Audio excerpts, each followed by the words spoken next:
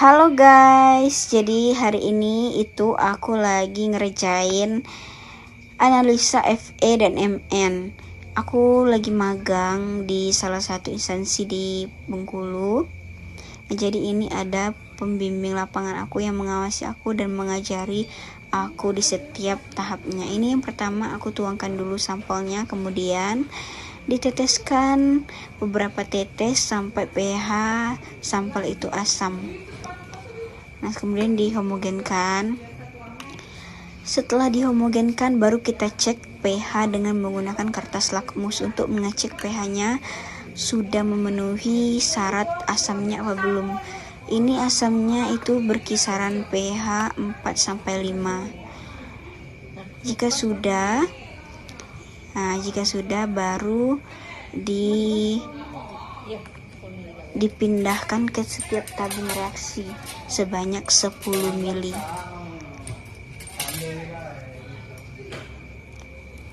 Ini aku pindahkan dengan menggunakan pipet, terus pindahkan itu 10 mili ke tabung reaksi. Jadi setiap tabungnya itu kan ada beberapa udah kita labelkan untuk parameter FE, terus untuk analisa yang juga FN. Nah, MN terus itu kita tambahkan reagennya atau reaksinya untuk mengetahui jika dia berubah warna itu positif ada kandungan Fe ataupun Mn-nya. Nah, kemudian baru kita menggunakan alat spektrofotometri yang portable yang bisa dibawa kemana-mana.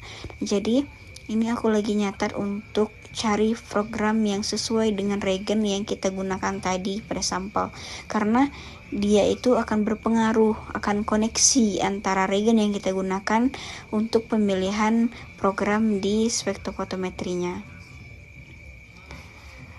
Ini aku catat untuk setiap tahapnya untuk dijadikan di laporan agar aku tuh nggak lupa, aku orangnya kan pelupa. Nah, kemudian baru aku siapkan alat-alat dan persiapan untuk mengecek pH-nya.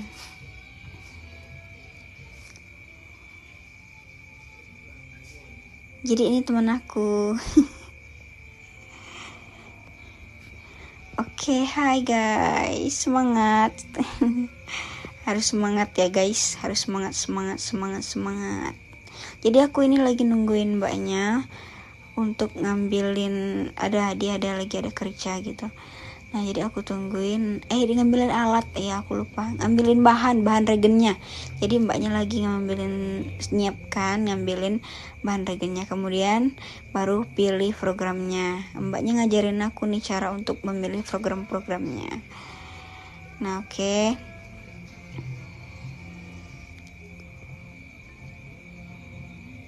Ini aku repot ya guys, gara-gara ini kameranya ini.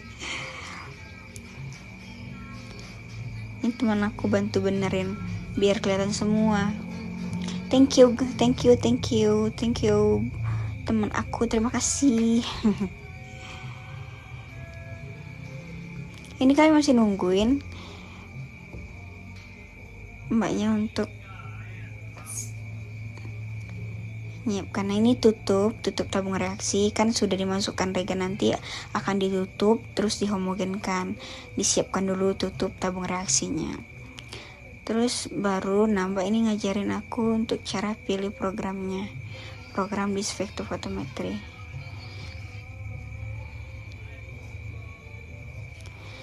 Nah, kita itu sebelum kita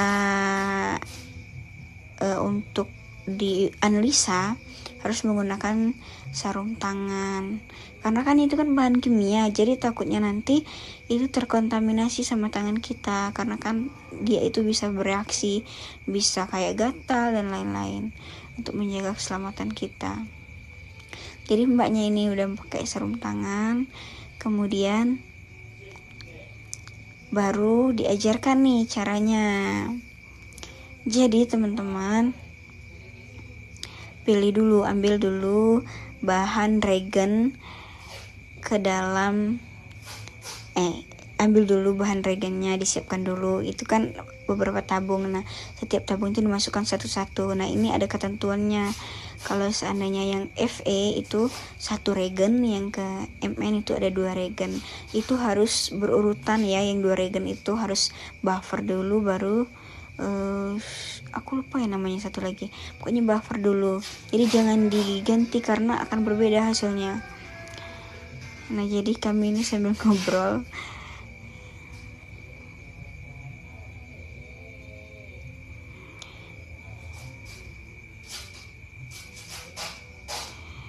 Aku lupa ini kami lagi bahas apa, kok kayaknya asik banget.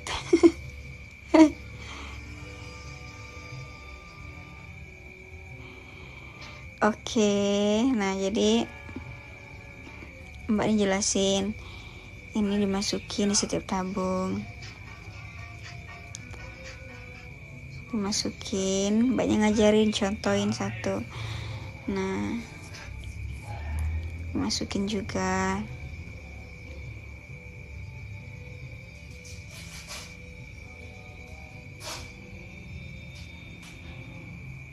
Nah, sudah dimasukkan semua, udah masuk nih regen tadi ke dalam sampel, ke dalam tabung reaksinya. Kemudian baru ditutup. Pokoknya itu masukannya itu sampai bener-bener udah masuk semua gitu, nggak ada kesisa bubuknya itu. Udah baru ditutup. Sudah ditutup, baru dihomogenkan. Oke. Dihomogenkan sampai serbuk-serbuk di dalam air itu nggak kelihatan, sudah tercampur gitu. Kalau sudah tercampur, kemudian kan pokoknya itu harus kecampur sama sampelnya ya. Terus ya baru kita amati nih, masih ada nggak serbuknya. Kalau masih ada, dihomogenkan. Kalau sudah, baru diletakkan kembali. Terus baru kita atur di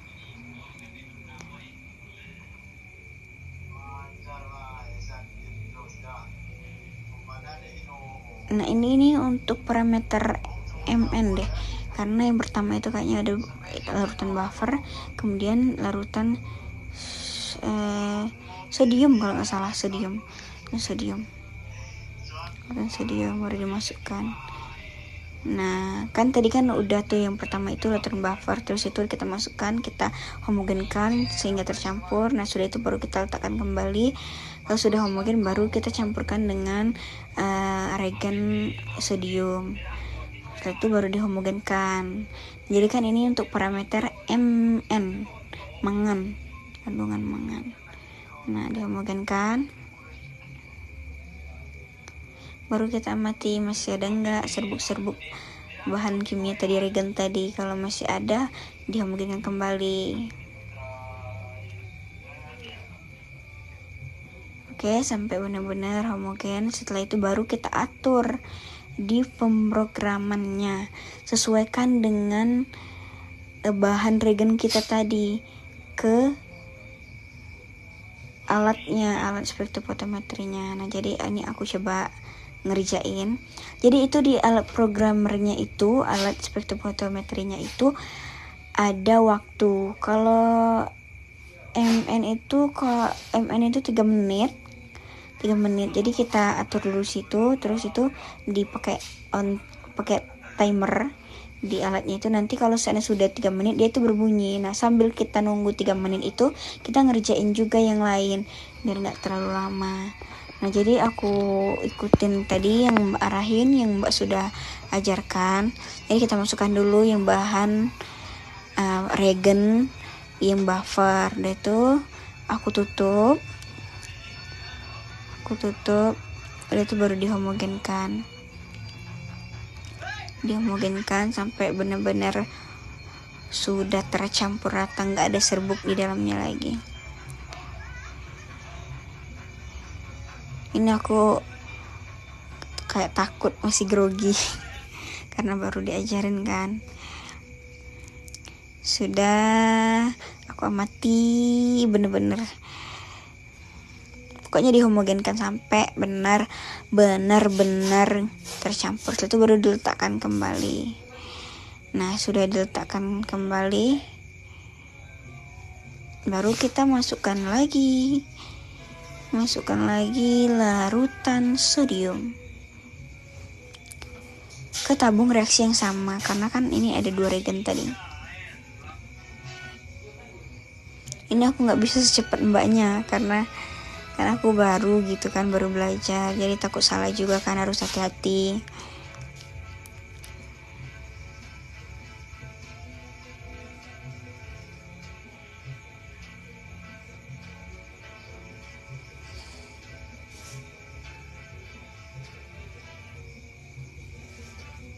Ini aku homogenkan terus.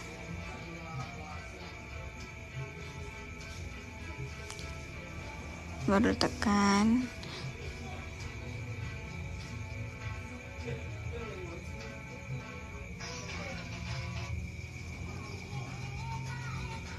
Nah, ini baru untuk ngecek analisa menggunakan alat itu. Jadi mbak aku ini lagi jelasin caranya. Nah, ini caranya. Yang pertama itu kita lap menggunakan tisu, kemudian baru kita letakkan tabung reaksinya ke dalam, itu udah ditutup, kemudian ditutup, baru kita pencet. Nah, itu harus yang pertama kita harus auto zero itu berarti harus nolkan dulu. Jadi sebagai pembandingnya. Nah, kemudian udah auto zero, baru sampel yang udah kita masukkan regen tadi. Yang zero itu nggak ada campuran dari regen-regen, cuma sampel saja. Nah, itu setelah dimasukkan, sebelum kita masukkan ke dalam alat itu harus dilap dulu menggunakan tisu, karena kan ini kan prinsip kerjanya itu kan menggunakan sinar untuk mengetahui berapa kadarnya. Nah, kemudian baru kan kita lap, setelah itu baru dimasukkan, ditutup, kemudian ditutup, baru kita pencet. Nah, tunggu beberapa saat, kemudian baru muncul angkanya.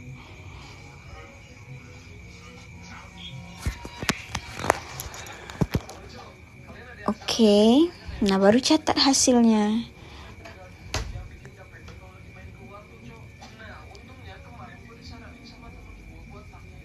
Ini aku masih bingung karena kan baru pertama kali diajarin, jadi kayak takut salah gitu kan.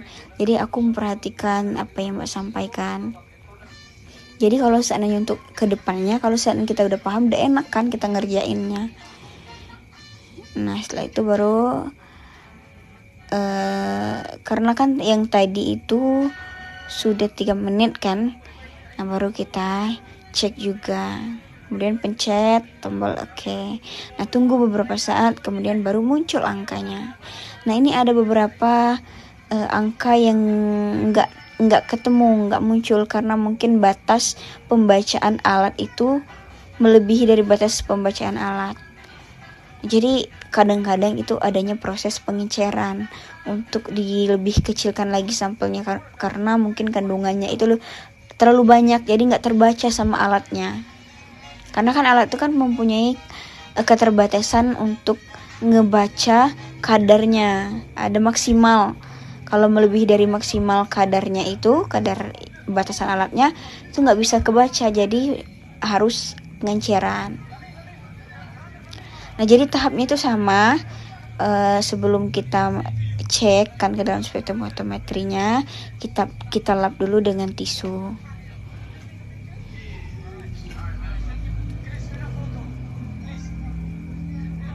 Ini mbaknya sangat baik, aku cinta banget. Mbaknya itu jelasin pelan-pelan biar aku paham. Aku kalau seandainya memang aku belum paham, ya aku belum berani bilang aku tuh paham. Kalau seandainya aku memang udah paham, baru aku berani bilang paham. Takutnya nanti kalau seandainya mbaknya lagi pergi, terus kita disuruh ngerjain, kita nggak tahu kan. Jadi lebih baik jujur. Kadang aku tipikal orang yang kalau misal udah jelasin nih, terus aku nih ngerasa masih ada kurang gitu, terus belum puas gitu.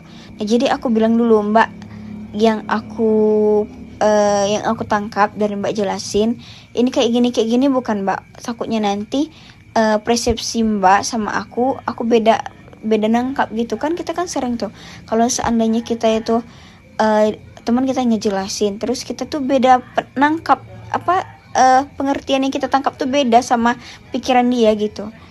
Nah jadi aku sering ngulang, kadang-kadang teman-teman aku curhat sedikit ya, teman-teman aku tuh bilang kamu tuh ngomong tuh terlalu belebet, kamu tuh belit ngomongnya, nggak sama intinya. Tapi ya gimana, memang kayak gitu. Aku tuh udah berusaha untuk jangan terlalu terbelit-belit ngomongnya, tapi karena mungkin tipikal orang yang aku kayak gitu, mungkin dari latar belakang sebelumnya mungkin karena udah terbiasa kayak gitu, jadi agak susah sebenarnya sih. Mungkin kalau memang lebih berusaha keras lagi mungkin bisa lah ya, mungkin ya. Tapi mudah-mudahan sampai sekarang pun aku masih berusaha. Nah jadi tahapnya itu kan aku kembali lagi ke langkah-langkah yang kita analisa ini. Tahapnya itu sama. Nah ketika kita kan ini kan, kalau aku yang ini ada beberapa sampel, jadi ada kode sampel kayak misalnya A, B, C misalnya gitu kan. Nah jadi itu kan beda tempatnya, ada beberapa titik. Nah itu dikodein ini A, B, C. Nah setelah itu tahapnya sama kayak tadi. Karena ini parameter MN, jadi kode sampel yang misalnya itu tadi B, yang sekarang C misalkan. Nah itu sama, yang pertama masukkan regen buffernya, kemudian baru dimasukkan ke sodiumnya. Nah setelah itu baru dihomogenkan. Udah dihomogenkan, tunggu beberapa saat, 3 menit untuk menunggu reaksinya, agar kita kasih waktu sama regennya tadi sama sampelnya biar dia bereaksi. Ini aku masih belajar, mbaknya masih tetap ngawasin aku untuk ngeliat bener apa enggak gitu. Aku sangat berterima kasih sama mbaknya karena banyak sekali pengalaman ilmu yang aku dapetin selama aku magang di instansi tersebut. Mbaknya baik banget. Terima kasih banyak mbak. Mungkin kalau mbak nonton ini, aku sangat berterima kasih atas semuanya, atas ilmunya. Semoga mbak sukses selalu, sehat, diberkahkan kehidupannya, dimudahkan segala urusannya. Terus pokoknya doa yang terbaik untuk mbak. Ini aku masih ngelanjutin. Aku nggak bisa cepet karena aku takut salah, jadi aku pelan-pelan aja karena kan memang masih belajar gitu. Hey guys, nah ini aku jelasin sedikit. Aku ini mungkin dari kalian yang nonton ini nanya-nanya nih, ini jurusan apa sih gitu. Terus ini kuliahnya di mana? Nah ini aku jurusan D3 Laboratorium Science di Universitas Bengkulu. Aku berasal dari Provinsi Bengkulu. Jadi jurusan kami ini, sedikit informasi buat teman-teman. Jurusan kami ini satu-satunya di Indonesia sampai saat ini, nggak tahu ke depannya. Nah jadi jurusan kami ini adalah Laboratorium Sains yang berkecimpung nantinya akan menjadi PLP, penata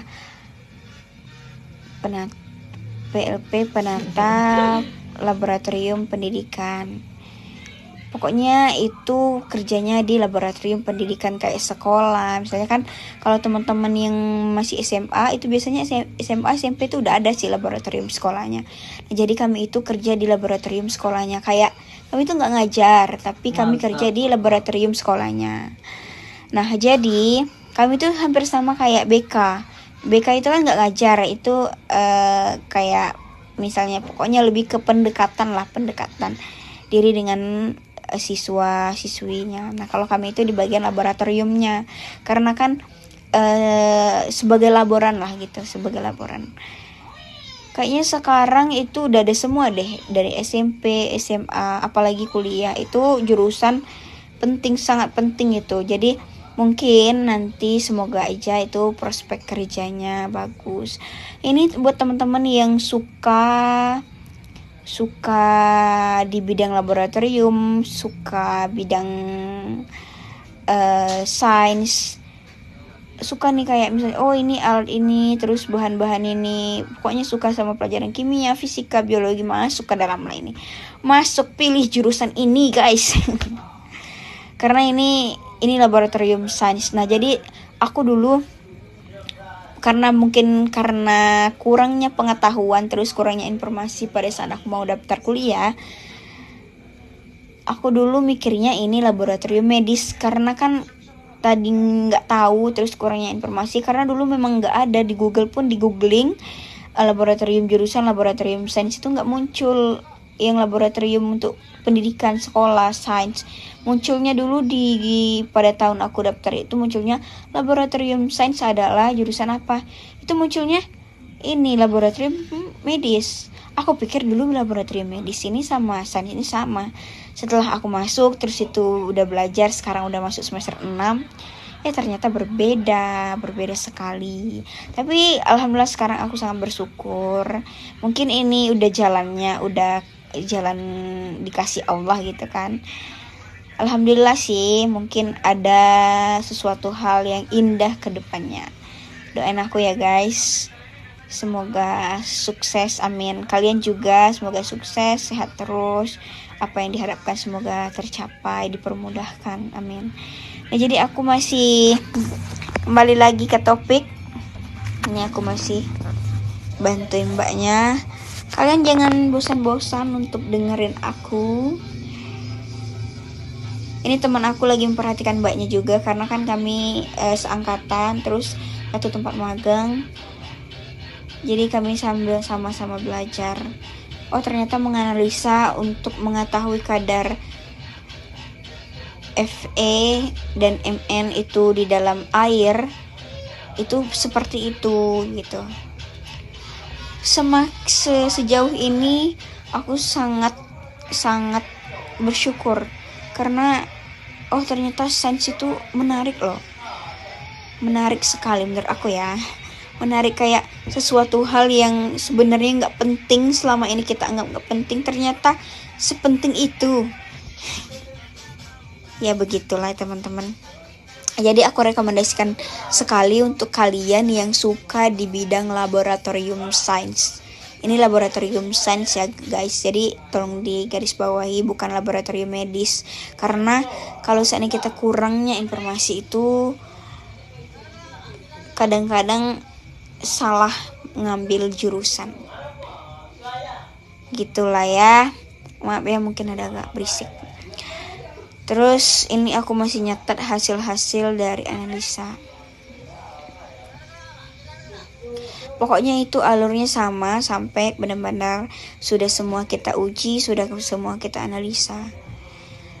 Nah, caranya sama. Nah, jadi tadi kan ada 2 parameter nih, Fe sama Mn. Nah, kalau yang tadi kan yang pertama Mn, kalau yang kedua ini Fe. Nah, Fe ini juga beda programnya, pemilihan programnya atau pilihan untuk koneksi dengan regen yang kita gunakan tadi. Tinggal kita pilih aja karena kan di situ banyak pilihan tuh di alatnya, pilihannya kayak Mn ini, Mn ini, Mn ini gitu. Fe ini. Nah, kita sesuaikan sama alat kita, baru kita pilih. Nah, setelah pilih baru kita cek lah, langkahnya sama. Nah, setelah itu baru kita masukkan, kita catat datanya. Nah, kita uji, kita bereskan semua peralatan yang kita gunakan. Nah, seperti inilah mengeceknya. Nah, ini kan ada berubah warna tuh. Kalau dia berubah warna berarti itu positif tuh, positif mengandung kadar Fe ataupun Mn tadi. Nah, jika udah selesai, ini udah lancar ya. Karena mungkin udah paham, terus udah ngerti caranya.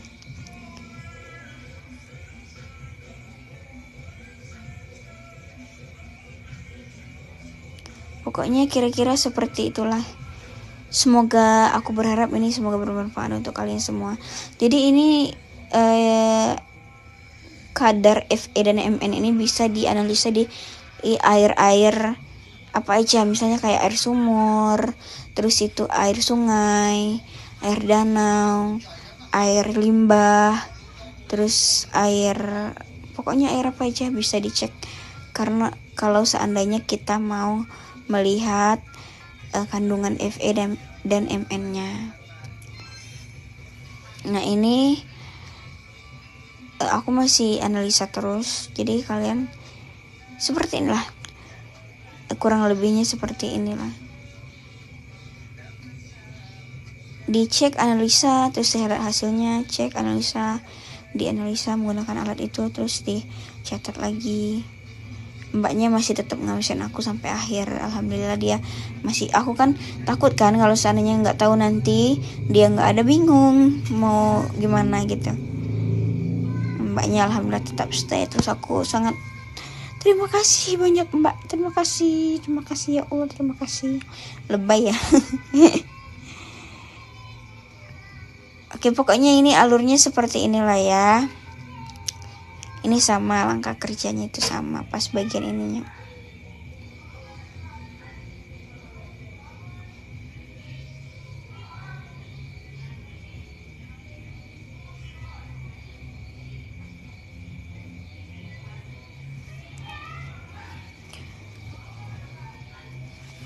Catat lagi hasilnya, dicatat.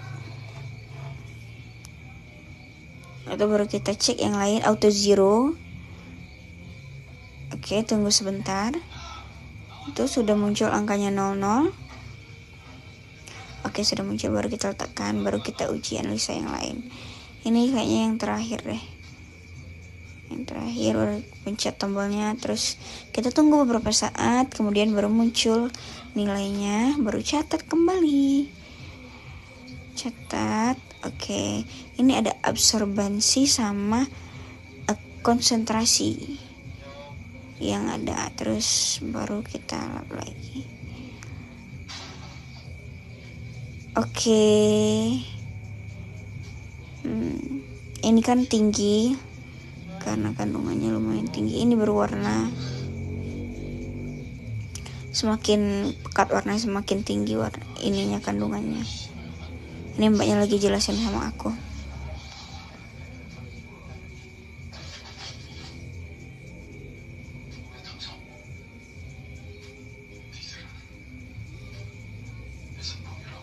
Aku lagi benerin kamera.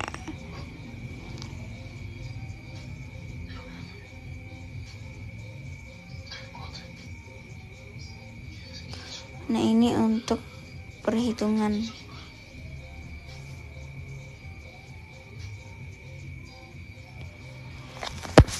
Kita belajar. Ayo semangat, kita tetap harus belajar. Ini aku coba hitung pakai kalkulator.